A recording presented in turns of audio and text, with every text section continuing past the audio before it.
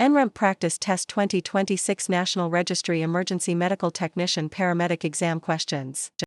Question 1. What is the primary core objective when studying for the NREMT? To memorize isolated facts without context. To apply comprehensive theoretical frameworks to practical scenarios. To focus solely on historical developments. To bypass standardized operational procedures. The primary objective is the practical application of comprehensive frameworks, which ensures competency in real-world environments. Question 2. Which of the following methodologies is most appropriate when addressing standard scenarios in NREMT? Implementing evidence-based best practices. Relying strictly on anecdotal experiences. Utilizing deprecated models of analysis. Delegating the assessment to untrained personnel. Evidence-based best practices are critical for ensuring accuracy and reliability in professional applications. Question 3. In the context of the NREMT, how should a practitioner handle an unexpected critical anomaly? Ignore the anomaly and proceed with standard steps. Document the anomaly and apply standard troubleshooting or referral protocols. Immediately cease all operations permanently. Guess the solution without documentation. Proper documentation and adherence to troubleshooting/referral protocols ensure safety and compliance. Question 4. Which concept forms the foundational baseline for the NREMT framework? Ethical compliance and standardized operational guidelines. Subjective interpretation of empirical data. Unregulated experimentation. Outdated legacy systems management. Ethical compliance and standardized guidelines are universally mandated across professional certification frameworks.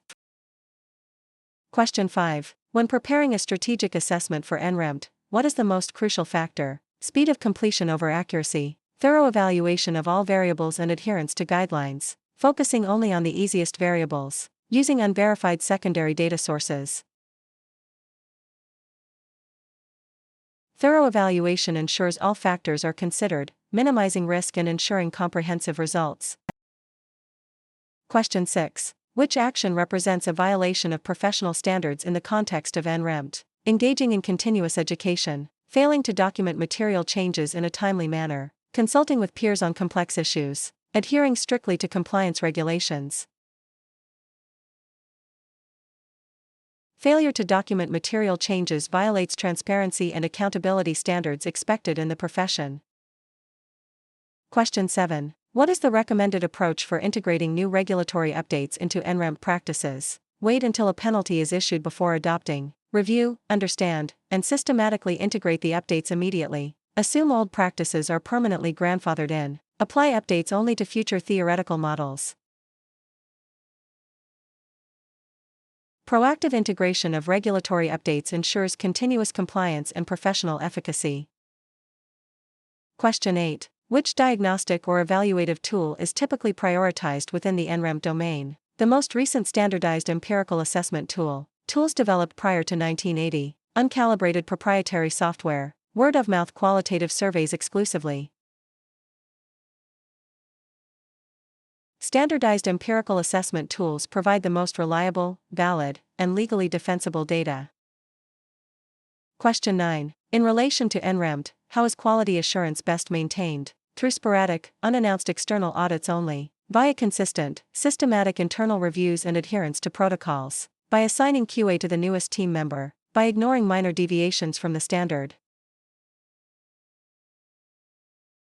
Consistent, systematic internal reviews catch errors early and maintain a high standard of operational excellence. Question 10. What is the most effective way to communicate complex NREMT findings to a non-technical stakeholder? Using heavy jargon to demonstrate expertise. Translating the data into clear, actionable, and accessible language. Refusing to explain the details. Providing raw data dumps without context. Clear communication facilitates understanding, enabling stakeholders to make informed decisions based on the findings.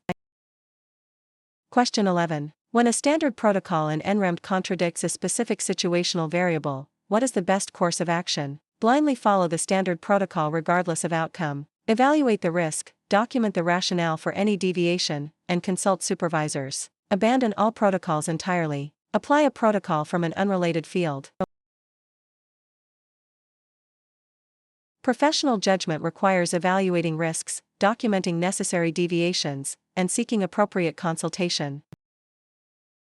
Question 12. Which of the following best describes the ethical obligation associated with NREMT? Maximizing personal gain through restricted knowledge, ensuring confidentiality, integrity, and professional competence, sharing sensitive data publicly for peer review, only following ethics when legally compelled.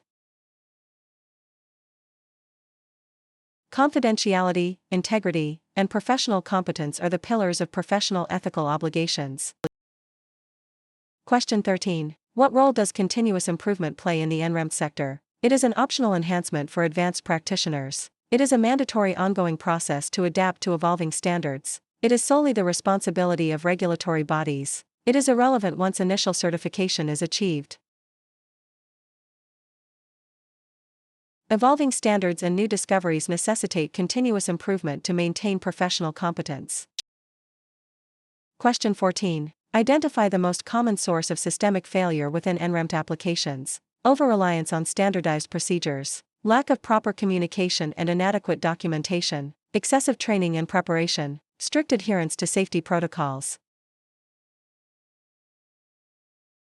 Communication breakdowns and poor documentation frequently lead to compounded errors and systemic failures. Question 15. When evaluating a case study related to NREMT, what is the first analytical step? Recommending a final solution, identifying the core problem and gathering relevant baseline data, drafting a summary report, implementing a temporary fix.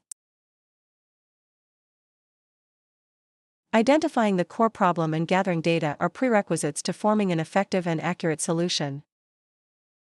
Question 16. How should a professional within the NREMT field handle conflicting empirical data? Choose the data that supports their initial hypothesis. Conduct a thorough methodology review to identify discrepancies. Discard all data and start over. Average the conflicting data without investigation. Reviewing methodologies helps identify errors or variables that account for the conflicting data, ensuring accuracy. Question 17. Which of the following indicates a high level of proficiency in NREMT? The ability to perform tasks without any pre-planning, the capacity to synthesize complex information and anticipate potential outcomes, relying exclusively on reference manuals for routine tasks, working faster than peers regardless of error rates.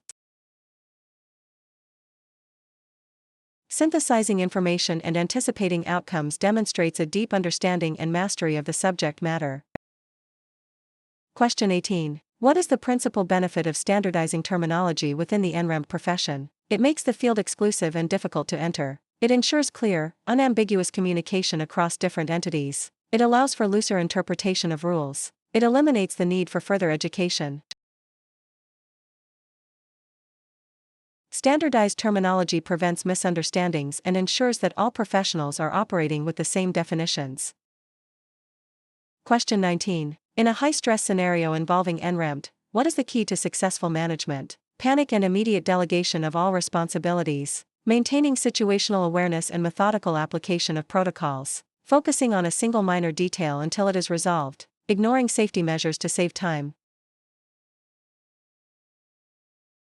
Situational awareness and methodical protocol application maintain control and ensure safe, effective outcomes under pressure. Question 20. What is the ultimate goal of mastering the principles of NREMT? To achieve a static state of knowledge, to deliver optimal outcomes while minimizing risk and maximizing efficiency, to surpass peers in theoretical debates, to transition to an entirely different career field. Optimal outcomes, risk minimization, and high efficiency are the universal goals of professional mastery and certification.